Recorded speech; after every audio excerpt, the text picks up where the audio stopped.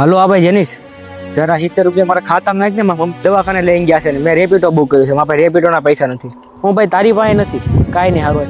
અહીંયા ભાઈ અહીંયા હું યાર ભાઈ મારે આવડું મોટું દવાખાનાનું કામ છે ને, આવ ધીમે ધીમે હું ગાડી હાકો, ચાલો ફટાફટ ઉતાવળ રાખો.